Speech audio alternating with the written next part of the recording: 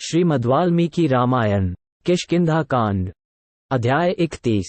सुग्रीव पर लक्ष्मण का रोष। लक्ष्मण का किष्किंधा के द्वार पर जाकर अंगद को सुग्रीव के पास भेजना। लक्ष्य और प्रभाव का सुग्रीव को कर्तव्य का उपदेश देना। श्री राम के छोटे भाई नरेंद्र कुमार लक्ष्मण ने उस समय सीता की कामना से युक्त, दुखी, उदार हृदय, शोकग्रस्त तथा बड़े हुए रोष वाले ज्येष्ठ भ्राता महाराज पुत्र श्री राम से इस प्रकार कहा। आर्य, सुग्रीव वानर है, वो श्रेष्ठ पुरुषों के लिए उचित सदाचार पर स्थिर नहीं रह सकेगा। सुग्रीव इस बात को भी नहीं मानता है कि अग्नि को साक्षी देकर श्री रघुनाथ जी के साथ मित्रता स्थापन रूप जो सत्कर्म किया गया है, उसी के फल से मुझे निष्कंटक राज्य भोग प्राप्त हुए हैं। अतः वह वानरों की राज्य लक्ष्मी का पालन एवं उपभोग नहीं कर सकेगा, क्योंकि उसकी बुद्धि मित्र धर्म के पालन के लिए अधिक आगे नहीं बढ़ रही है।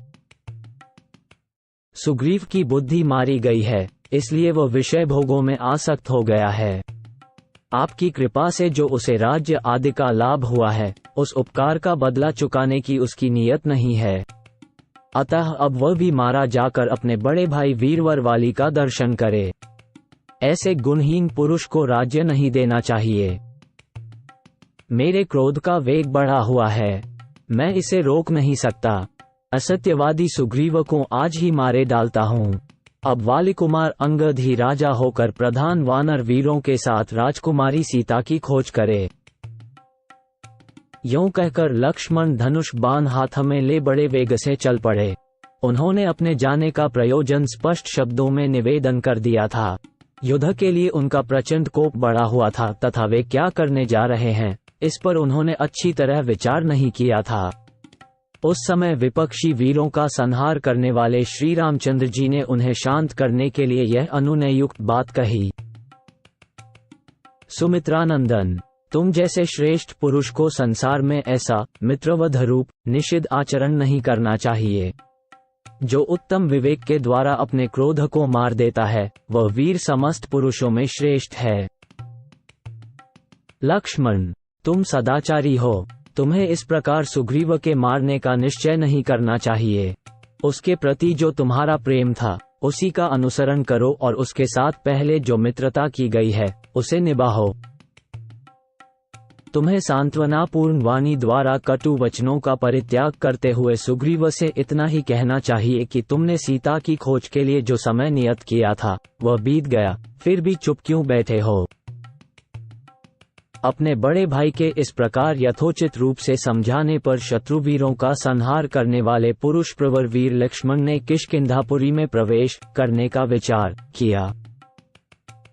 भाई के प्रिय और हित में तत्पर रहने वाले शुभ बुद्धि से युक्त बुद्धिमान लक्ष्मण रोष में भरे हुए ही वानर राज सुग्रीव के भवन की ओर चले।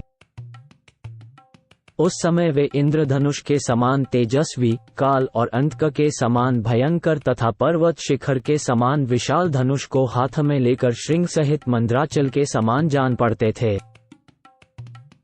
श्री राम के अनुज लक्ष्मण अपने बड़े भाई की आज्ञा का यथोक्त रूप से पालन करने वाले तथा बृहस्पति के समान बुद्धिमान थे। वे सुग्रीव से जो बात कहते, सुग्रीव उसका जो कुछ उत्तर देते और उस उत्तर का भी ये जो कुछ उत्तर देते, उन सबको अच्छी तरह समझ बूझकर वहां से प्रस्थित हुए थे। सीता की खोज विषयक जो श्री राम की कामना थी और सुग्रीव की असावधानी के कारण उसमें बाधा पड़ने से जो उन्हें क्रोध हुआ था, उन दोनों के कारण लक्ष्मण की भी क्रोधाग्नि भड़क उठी थी। उस क्रोधाग्नि से घिरे हुए लक्ष्मण सुग्रीव के प्रति प्रसन्न नहीं थे। वे उसी अवस्था में वायु के समान वेग से चले। उनका वेग ऐसा बढ़ा हुआ था कि वे मार्ग में मिलने वाले साल, ताल और अश्वकर्ण नामक वृक्षों को उसी वेग से बलपूर्वक गिराते तथा पर्वत शिखरों एवं अन्य वृक्षों को उठा उठाकर दूर फेंकते जाते थे। शीघ्रगामी हाथी के समान अपने पैरों की ठोकर से शिलाओं को चूर चूर करते और लंबी लंबी डगें भरते हुए वे कार्यवश बड़ी तेजी के साथ चले। इक्ष्वाकु कुल के सिंह लक्ष्मण ने निकट जाकर वानर राज सुग्रीव की विशालपुरी किष्किंधा देखी, जो पहाड़ों के बीच में बसी हुई थी। वानर सेना से व्याप्त होने के कारण वह पुरी दूसरों के लिए दुर्गम थी। उस समय लक्ष्मण के ओष्ठ सुग्रीव के प्रति रोष से फड़क रहे थे। उन्होंने किष्किंधा के पास बहुतेरे भयंकर वानरों को देखा जो नगर के बाहर विचर रहे थे। उन वानरों के शरीर हाथियों के समान विशाल थे। उन समस्त वानरों ने पुरुष प्रवर लक्ष्मण को देखते ही पर्वत के अंदर विद्यमान सैकड़ों शैल शिखर और बड़े बड़े वृक्ष उठा लिए। उन सबको हथियार उठाते देख लक्ष्मण दूने क्रोध से जल उठे, मानो जलती आग में बहुत सी सूखी लकड़ियां डाल दी गई हों। क्षुब्ध हुए लक्ष्मण काल, मृत्यु तथा प्रलयकालीन अग्नि के समान भयंकर दिखाई देने लगे। उन्हें देखकर उन वानरों के शरीर भय से कांपने लगे और वे सैकड़ों की संख्या में चारों दिशाओं में भाग गए। तदनंतर कई श्रेष्ठ वानरों ने सुग्रीव के महल में जाकर लक्ष्मण के आगमन और क्रोध का समाचार निवेदन किया। उस समय काम के अधीन हुए वानरराज सुग्रीव भोगासक्त हो तारा के साथ थे, इसलिए उन्होंने उन श्रेष्ठ वानरों की बातें नहीं सुनी। तब सचिव की आज्ञा से पर्वत, हाथी और मेघ के समान विशालकाय वानर जो रोंगटे खड़े कर देने वाले थे, नगर से बाहर निकले। वे सब के सब वीर थे, नख और दांत ही उनके आयुध थे। वे बड़े विकराल दिखाई देते थे। उन सब की दाढ़ें व्याघ्रों की दाढ़ों के समान थी और सबके नेत्र खुले हुए थे, अथवा उन सब का वहां स्पष्ट दर्शन होता था, कोई छिपे नहीं थे। किन्हीं में 10 हाथियों के बराबर बल था तो कोई 100 हाथियों के समान बलशाली थे, तथा किन्हीं का तेज, बल और पराक्रम 1000 हाथियों के तुल्य था।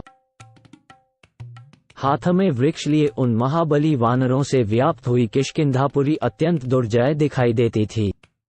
लक्ष्मण ने कुपित होकर उस पुरी की ओर देखा। तदनंतर वे सभी महाबली वानर पुरी की चहारदीवारी और खाई के भीतर से निकलकर प्रकट रूप से सामने आकर खड़े हो गए।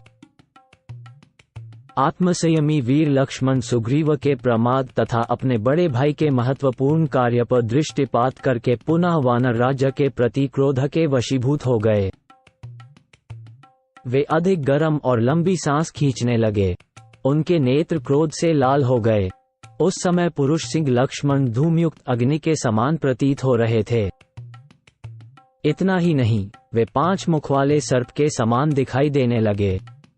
बाण का फल ही उस सर्प की लपलपाती हुई जिह्वा जान पड़ता था, धनुष ही उसका विशाल शरीर था, तथा वे सर्परूपी लक्ष्मण अपने तेजो में विष से व्याप्त हो रहे थे। उस अवसर पर कुमार अंगद प्रज्वलित प्रलयाग्नि तथा क्रोध में भरे हुए नागराज शेष की भांति दृष्टिगोचर होने वाले लक्ष्मण के पास डरते डरते गए। वे अत्यंत विषाद में पड़ गए थे।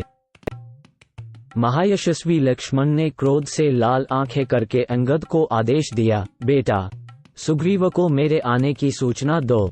उनसे कहना, शत्रुघ्न वीर श्री रामचंद्र जी के छोटे भाई लक्ष्मण अपने भ्राता के दुखी होकर आपके पास आए हैं और नगर द्वार पर खड़े हैं। वानर राज, यदि आपकी इच्छा हो तो उनकी आज्ञा का अच्छी तरह पालन कीजिए। शत्रुघ्न वत्स अंगद, बस इतना ही कहकर तुम शीघ्र मेरे पास लौट आओ। 32-34।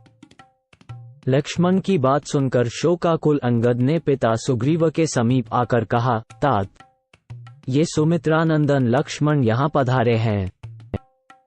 अब इसी बात को कुछ विस्तार के साथ कहते हैं। लक्ष्मण की कठोर वाणी से अंगद के मन में बड़ी घबराहट हुई। उनके मुख पर अत्यंत दीनता छा गई।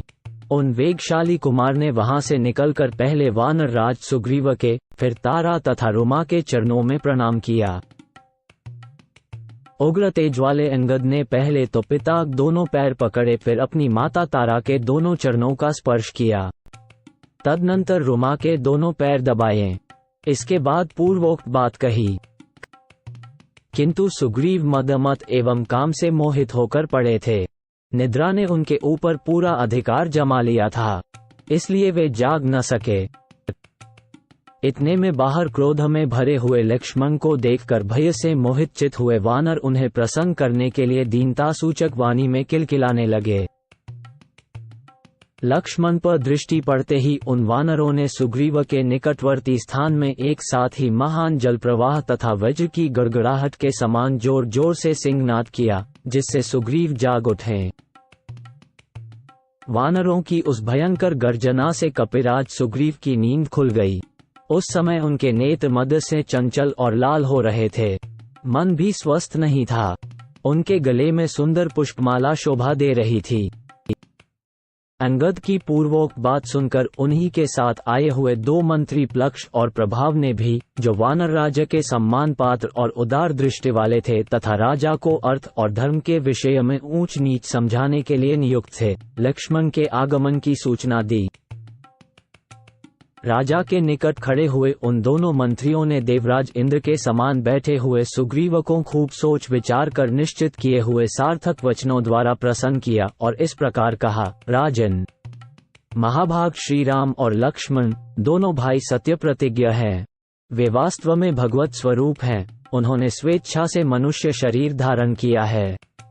वे दोनों समस्त त्रिलोकी का राज्य चलाने के योग्य हैं। वे ही आपके राज्यदाता हैं। उनमें से एक वीर लक्ष्मण हाथ में धनुष लिए किष्किंधा के दरवाजे पर खड़े हैं, जिनके भय से कांपते हुए वानर जोर जोर से चीख रहे हैं। श्री राम का आदेश वाक्य ही जिनका सारथी और कर्तव्य का निश्चय ही जिनका रथ है, वे लक्ष्मण श्री राम की आज्ञा से यहाँ पधारे हैं। राजन, निष्पाप वानर राज, लक्ष्मण ने तारा देवी के इन प्रिय पुत्र अंगद को आपके निकट बड़ी उतावली के साथ भेजा है। वानरते पराक्रमी लक्ष्मण क्रोध से लाल आंखें किए नगर द्वार पर उपस्थित हैं और वानरों की ओर इस तरह देख रहे हैं, मानो वे अपनी नेत्राग्नि से उन्हें दग्ध कर डालेंगे।